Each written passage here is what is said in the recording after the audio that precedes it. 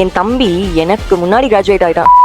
Hello ஹாய்ங்க Rose. என்னதான் என்னை விட சின்ன பிள்ளையா இருந்தாலும் படிப்பு விஷயத்துல எனக்கு சீனியர் ஆயிட்டானே, இதுதான் மெடிக்கல் ஸ்டூடெண்டோட சோதனை. ஆனா ஒரு எல்டர் சிஸ்டர் ஆகி எவ்வளோ ஒரு எமோஷனல் மூமெண்ட்னு இன்னும் கொஞ்ச நேரத்துல சொல்றேன். வாங்க பர்மிங்ஹாம்ல இருந்து லெஸ்டருக்கு போலாமா? நான் கார் ஓட்டும் போது எனக்கு ஒண்ணுமே பண்ணாதுங்க, ஜாலியா போவேன். பட் பேசஞ்சரா இருக்கும் போது தலையை சுத்தும், வாந்தி வரும்.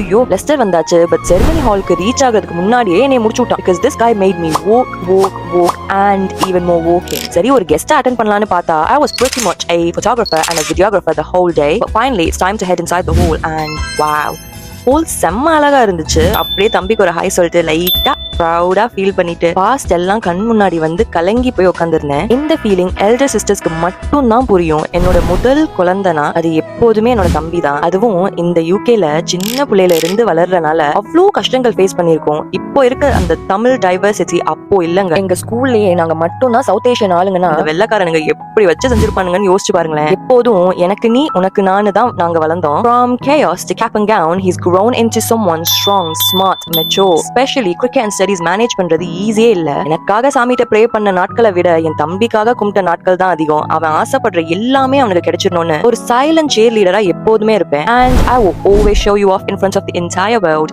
loudly and proudly. எனக்கே தெரியாம என்னோட சின்ன வயசுல இருந்து என்னோட pillar of support-ஆ என்னைக்குமே இருந்திருக்க. And I thank you for that. Anyways, see you in the next one. Bye.